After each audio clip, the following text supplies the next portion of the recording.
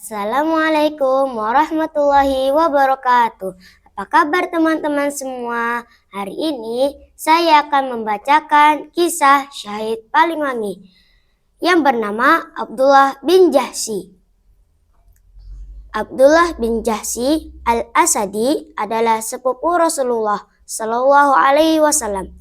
Ia merupakan sahabat yang pertama masuk Islam. Ia memeluk agama Islam sebelum Rasulullah Shallallahu Alaihi Wasallam berdakwah di rumah Arqam. Abdullah pernah hijrah ke Habasyah untuk menghindari siksaan orang-orang kafir Quraisy. Meskipun demikian, ia kembali ke Mekah karena tidak sanggup berpisah lama dengan Rasulullah. Ketika perintah hijrah ke Madinah datang, ia beserta seluruh anggota keluarganya segera mematuhi. Ia meninggalkan rumah dan segala perlengkapannya, melanggar perintah Rasulullah Shallallahu Alaihi Wasallam. Pada bulan Rajab tahun 2 Hijriah, Abdullah memimpin 12 orang sahabat yang diperintahkan Rasulullah untuk menuju suatu tempat. Ia menerima surat rahasia yang boleh dibuka setelah 2 hari perjalanan. Setelah 2 hari, ia membuka surat tersebut. Surat tersebut berisi perintah Rasulullah kepada Abdullah dan pasukannya untuk menuju ke Nakhlah. Dalam suratnya, beliau memerintahkannya menyelidiki gerak-gerik kafilah dagang kaum Quraisy. Di Nakhlah, Abdullah dan rombongan melihat kafilah dagang kaum kafir Quraisy sebagaimana disebutkan Rasulullah. Ia bermusyawarah dengan pasukannya mengenai tindakan yang harus dilakukannya. Saat itu merupakan akhir bulan Rajab, bulan haram yang dilarang berperang. Sementara malam harinya sudah masuk bulan Sya'ban dan diperbolehkan berperang. Namun apabila malam tiba, kafilah tersebut sudah sampai ke tanah suci yang juga diharamkan untuk berperang. Setelah melalui berbagai pertimbangan, Abdullah memutuskan untuk menyerang kafilah tersebut. 1 orang Quraisy tewas, 2 orang tertawan, dan sisanya melarikan diri. Dengan membawa tawanan dan ghanimah atau harta rampasan perang, Abdullah dan pasukan pulang ke Madinah.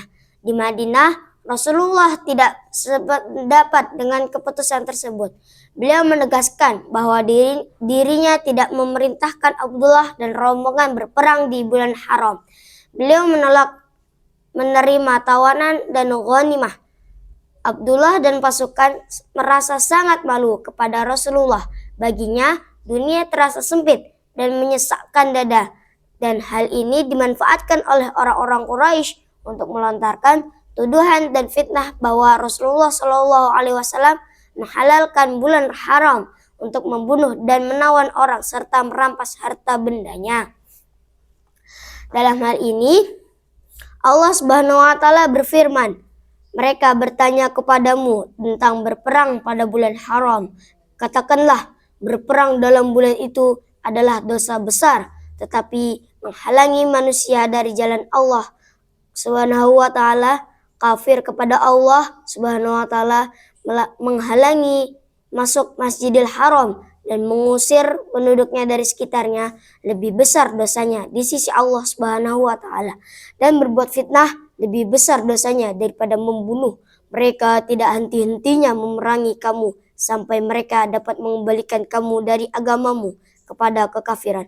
Seandainya mereka sanggup, barang siapa yang murtad di antara kamu dari agamanya lalu dia mati dalam kekafiran, maka mereka itulah yang sia-sia amalnya di dunia dan di akhirat. Dan mereka itulah penghuni neraka, mereka kekal di dalamnya. Quran Surah Al-Baqarah ayat 217. Ayat tersebut secara tidak langsung membenarkan tindakan Abdullah bin Jahsy, yakni mengecualikan. Sebelumnya, kaum kafir Quraisy telah melakukan tindakan yang jauh lebih besar dosanya, yaitu mengusir penduduk muslim dari tanah haram Mekah. Dengan turunnya ayat tersebut, Rasulullah sangat gembira dan ridho dengan tindakan Abdullah. Beliau pun menerima tawanan dan ghanimah yang dibawanya. Selanjutnya, beliau membagikan ghanimah kepada yang berhak.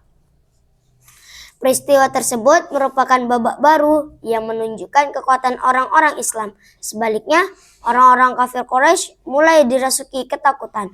Orang-orang yang dahulu disiksa dan dimusuhi, bahkan diusir dari tanah kelahirannya, sekarang menjadi penghalang jalur perdagangannya ke Syam. Apalagi di bulan Sya'ban itu, Allah Subhanahu wa taala menurunkan surat Al-Baqarah ayat 190 sampai 193 yang mewajibkan orang-orang Islam berperang melawan orang-orang yang memerangi dan menghalangi mereka dari jalan kebenaran.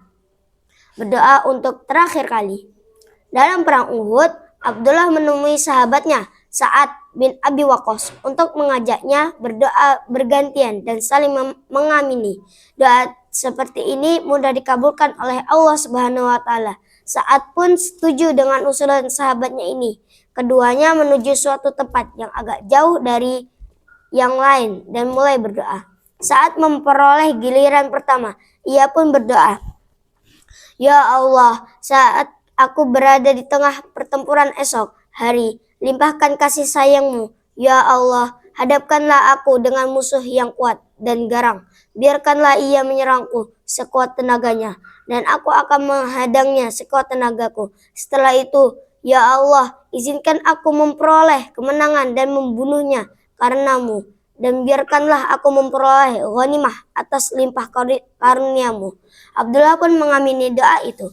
Selanjutnya Abdullah berdoa, "Ya Allah, ya Tuhanku, musuh yang paling dalam pertempuran esok hari, hadapkanlah aku dengan musuh yang paling kuat. Biarkanlah ia menyerangku dengan kemarahan membara, dan berilah aku keberanian untuk menghadangnya dengan segala kekuatan yang ada padaku. Kemudian ya Allah, biarkanlah musuhku itu membunuhku, dan biarkanlah musuhku itu memotong hidung dan telingaku, sehingga pada hari kiamat kelak, saat aku berdiri di hadapanmu untuk diadili, engkau akan bertanya, 'Wahai Abdullah, mengapa hidung dan telingamu terpotong?' Maka aku akan menjawab, 'Hidung dan telinga saya telah terpotong karena berjuang di jalanmu dan jalan Rasulmu.'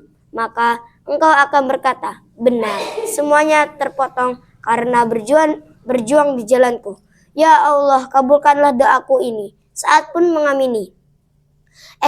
Esok harinya pertempuran berlangsung sengit. Doa keduanya dikabulkan oleh Allah Subhanahu wa taala saat memperoleh kemenangan dan ghanimah yang banyak.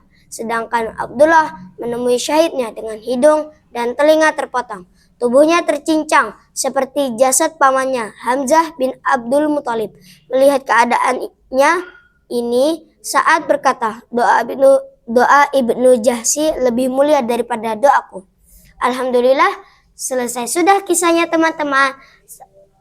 Tonton juga video yang lainnya yang pasti sangat seru. Wassalamualaikum warahmatullahi wabarakatuh.